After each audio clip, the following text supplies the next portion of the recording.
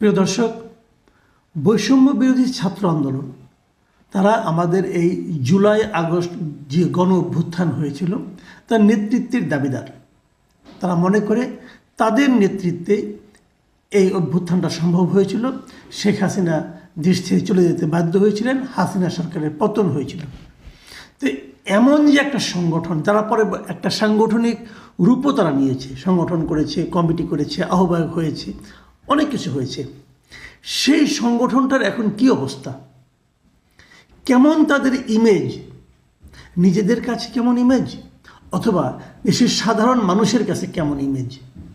মানুষ তাদেরকে দেখে কি ভরসা পায়, নাকি মানুষ তাদেরকে দেখে আতঙ্কিত হয়?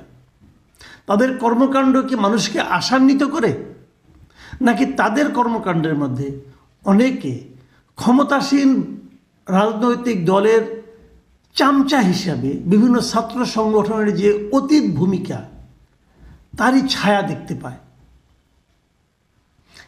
এগুলো কিন্তু এখন জরুরি প্রশ্ন হয়ে দাঁড়িয়েছে। জরুরি কেন সেটা বলি, কারণ এরা তো ক্ষমতা প্রয়োগ করে। সরকার অথবা প্রশাসন তারা তো এদেরকে নানাভাবে প্রোটোকল দেয়, এদেরকে হেল্প করে। এমনকি বিভিন্ন জায়গায় প্রশাসনের কর্তা ব্যক্তিদেরকে দেখা যায় যে তারা এই সমস্ত বৈষম্য বিরোধী ছাত্র আন্দোলনের নামধারী স্টুডেন্টদের কথায় উঠতে, চলতে, বলতে এবং করতে বাধ্য হয়। তো এরা করছেটা কি? আমরা আগে বলেছিলাম আর একটা অনুষ্ঠানে আমি, যে এরা নিজেদের মধ্যে মারামারি করছে। নিজেরা কখন মারামারি করে? যখন নাকি ভাগাভাগির সমস্যা হয় তখন মারামারি করে। আগে দেখিয়েছিলাম, আগে একবার বলেছিলাম, মানে একদম তথ্য প্রমাণ সহ বলেছিলাম আমি, যে লিফলেট বিতরণ করতে যে এরা মারামারি করে। এদের মধ্যে শৃঙ্খলা এতটাই। সর্বশেষ আমরা গতকালকে কি দেখলাম? কালকে 21 জানুয়ারি মঙ্গলবার তাদের যে কেন্দ্রীয় কার্যালয় রূপায়ণ টাওয়ারের যে বিশাল, খুব মূল্যবান জায়গায় তারা যে একটা বিশাল অফিস করেছে, এই অফিসের ভাড়া কে দেয় এখনও জানি না। ওনারাও এখনও ওপেনলি বলেন না এটা ভাড়া কত, কিভাবে তারা দেন, কোথায় তারা টাকা পায়। তারা তো সবাই ছাত্র ছিলেন, তাদের তো কোনো আয় ইনকাম থাকার কথা না। কিভাবে দেন তারা এই টাকাটা, এত টাকা ভাড়া কিভাবে দেন? এই জিনিসটা নিয়ে প্রশ্ন কিন্তু উঠছে। অনেকেই বলছে, যেহেতু মানুষের মধ্যে উঠছে সেহেতু আমি উচ্চারণ করলাম ওনাদের পক্ষে। আশা করি ওনারা এটা জবাব দেবেন। জবাব দিলে ক্লিয়ার হয়ে যাবে, আর জবাব না দিলে মানুষের সন্দেহ বাড়বে। সেখানে গতকালকে একটা মারামারি হয়েছে, নিজেরা মারামারি করেছেন। 7 জন আহত হয়েছে। আহতের মাত্রা এতটাই যে মেডিকেল কলেজে ভর্তি পর্যন্ত করতে হয়েছে। সেই মারামারির দৃশ্য যখন সাংবাদিকরা ধারণ করতে গিয়েছে, সাংবাদিকদের কাছ থেকে মোবাইল ছিনিয়ে নেওয়া হয়েছে, ভিডিও ডিলিট করে দেওয়া হয়েছে। কেন? এই কাজগুলো আগে কারা করত? সাংবাদিকরা কিন্তু এই আন্দোলনের যে নেতা হাসনাত আবদুল্লাহ তার কাছে অভিযোগ করেছেন যে কাজগুলো, যে আচরণের মুখোমুখি আগে আমরা ছাত্রলীগের কাছ থেকে হতাম, সেই আচরণ এখন আমরা আপনাদের মধ্যে দেখছি। তাহলে এরা কি ছাত্রলীগের আরেকটা কপি হচ্ছে, কপি পেস্ট? এই বিষয়গুলো কিন্তু আসছে। তাদের আচার আচরণ, কথাবার্তা, এটা করতে দেব না, ওটা করতে দেব না, এক বিন্দু রক্ত থাকতে এটা মানব না, এই যে তাদের অ্যাটিচিউড, কথাবার্তা, এগুলো কিন্তু সেই দিকেই মানুষকে কিন্তু ভাবতে বাধ্য করছে। এবার কি হয়েছে ঘটনাটাকে আমি ছোট্ট করে একটু বলি ঘটনাটা আপনাদেরকে। কদিন আগে যাত্রাবাড়ি জোনের একটা মত বিনিময় সভা ছিল এই সমন্বয়কদের। সেখানে এই সমন্বয়কদের উপস্থিতিতে তাদের মধ্যে একটা, মানে যারা এখন উপস্থিত ছিল তাদের মধ্যে একটা মারামারি হয়, এক পক্ষ আরেক পক্ষকে মারে। তো যারা মার খায় তারা গতকালকে, মানে সোমবার, আপনার এই মঙ্গলবার দিন এই রূপায়ণ টাওয়ারের সামনে বাংলা মোটরে এখানে তারা এসেছিল প্রতিবাদ জানাতে এবং একটা বিচার চাইতে। এটা যখন অবস্থা, তখন তাদের উপর আবার ওখানে যারা মেরেছিল তারা আবার এখানেও তাদের উপর ঝাঁপিয়ে পড়ে এবং মারে। বলা হয়ে থাকে, অনেকে বলে যে ওই যারা নাকি প্রতিবাদ চাইতে এসেছিল, যখন তারা বিচার না পাচ্ছে তাদের মধ্যে কেউ নাকি, এই ধরনের একটা পত্রিকায় দেখলাম, তারা নাকি বলেছে যে সমন্বয়কদের গুণী না। এটা বলার পরেই নাকি তাকে মারধর করা হয়েছে। সমন্বয়কদের গুণী না এটা বলা উচিত না, কারণ ওনারা তো ওই সংগঠনের লোক, তারা সমন্বয়কদের গুনবেন না কেন? কিন্তু যদি বলেও থাকেন কেউ, আমি ধরে নিচ্ছি বলেছেন, যদি বলেও থাকেন, তার কি আপনি ফিজিক্যালি অ্যাসল্ট করতে পারেন, মারতে পারেন? এই মারার অধিকার আপনাকে কেউ দিয়েছে? এই ধরনের অজুহাত তো আগে ছাত্রলীগ দিত, যে তার নেত্রীকে নিয়ে খারাপ কথা বলেছে অত ধরে মারবো আমি। আপনি যেই হন না কেন, আপনি সমন্বয়ক হন অথবা মহাসমন্বয়ক হন, আরেকজন ব্যক্তির গায়ে হাত তোলার অধিকার আপনাকে কে দিল? না নাকি সমন্বয়ক হলে 7 খুন মাপ? আমরা কোন দেশে আছি? আমরা কি কখনো এই সমস্ত সংগঠনের নামধারী মাস্তানদের হাত থেকে মুক্ত হতে পারবো না? কোলাপসিবল গেট আটকে মারা হয়েছে কেন? হচ্ছেটা কি আসলে, কেন হয় এটা একবার ভেবেছেন? একটা ছাত্র সংগঠন এরা, এদের এখানে ঢোকা, কমিটির মধ্যে যাওয়া, নিজেরা মারামারি করা কেন?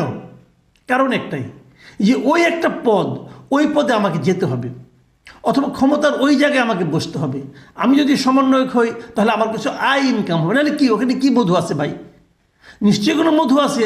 যেখানে মধু আছে সেখানে তো মৌমাছি যে ভিড় করবে, যেখানে মৌমাছি ভিড় করবে সেখানে তো ভন ভন আওয়াজ হবে। এটাই দুনিয়ার নিয়ম। ছাত্রলীগ এখন কেউ করতে চায়? এখন কেউ বলে যে আমি ছাত্রলীগের সভাপতি ছিলাম, ছাত্রলীগের অমুক কমিটির শাখা কমিটির সাধারণ সম্পাদক ছিলাম? কেউ বলে না। কিন্তু আগে উপকমিটির সম্পাদক কিন্তু হওয়ার জন্য অনেকে মারামারি করতো, বলে বেড়াতো, বাহারির নেম কার্ড থাকতো, দেখাতো আমি উপসম্পাদক, উপকমিটির সম্পাদক। এটাও বিরাট একটা পোস্ট, এটা দেখেও চাঁদাবাজি করা যেত। তাহলে এখন কি ওই ধরনের একটা সংগঠন পরিণত হচ্ছে এটা, যে এটার একটা পোস্ট পেলে সেটাকে ব্যবহার করে আমি অনেক কিছু করতে পারবো? ব্যবহার করা কি শুরু হয়ে গেছে? তাহলে এত লোভ কেন? আপনি দেশ গঠন করবেন।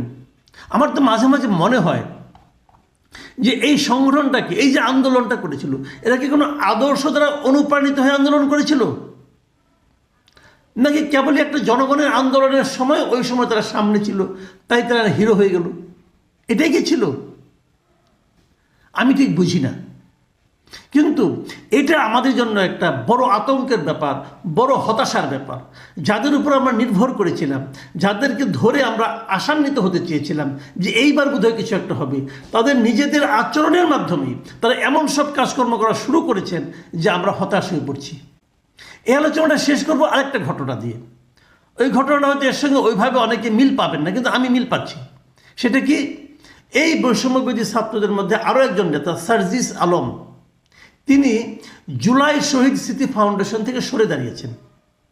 তিনি কিন্তু জুলাই শহীদ স্মৃতি ফাউন্ডেশনের সাধারণ সম্পাদক ছিলেন এবং এই ফাউন্ডেশনের কাজ ছিল এই জুলাইয়ের আন্দোলনে, জুলাই অগাস্ট আন্দোলনে যারা নিহত হয়েছেন, আহত হয়েছেন, তাদেরকে নানা রকম অর্থনৈতিকভাবে সাহায্য দেওয়া। এবং একটা বড় ফান্ড এদের কাছে কিন্তু আছে, সরকারি বেসরকারি বিভিন্নভাবে এদের কাছে এসেছে। তো সেই ফান্ডের যে বিতরণটা, সেই বিতরণ থেকে সার্জিস আলম নিজেকে সরিয়ে নিয়েছেন এবং একটা অজুহাত দিয়েছেন, অজুহাতই বলবো আমি, যে উনি নাকি এখানে পর্যাপ্ত সময় দিতে পারছেন না। আমি বলবো ওনাকে, ভাই তাহলে আপনি কিসের সময় দিচ্ছেন? আপনি কি এমন গুরুত্বপূর্ণ কাজ করছেন যে এটাকে আপনার কাছে গুরুত্বপূর্ণ কাজ মনে হচ্ছে না? এখানে আপনি সময় দিতে পারছেন না, কেন পাচ্ছেন না? আন্দোলনের পর প্রধান যে কাজগুলি ছিল তার একটা তো এই শহীদদেরকে, তাদেরকে অর্থনৈতিক সাহায্য করা, তাদেরকে আবার নিজের পায়ের উপর দাঁড় করিয়ে দেওয়া, এটি ছিল মূল কাজ। সেই কাজে আপনি সময় দিতে পারছেন না, তাহলে আপনি এমন কী মহাকাজ দিয়ে ব্যস্ত হয়ে পড়ছেন ভাই? একটু বুঝান তো আমাদেরকে, কী এমন কাজ আপনার আছে যে এটাও আপনি গুরুত্ব দিচ্ছেন না? যাদের কাছে এই আন্দোলনের এই কাজে সময় দেওয়ার মতো সময় নাই, তাদের আন্তরিকতা, এই আন্দোলনের প্রতি আদর্শিক যে আন্তরিকতা, সেটা নিয়ে কিন্তু আমি সন্দেহ প্রকাশ করব। এটা কিন্তু একটি জরুরি ব্যাপার। আমি মনে করি যে আসলে পুরোটাই এলোমেলো হয়ে যাচ্ছে। আমরা যাদেরকে যা ভেবেছিলাম তারা বুঝি তা নয়। এর চেয়ে দুঃখের আর কি থাকতে পারে? প্রিয় দর্শক, এখন এ পর্যন্ত।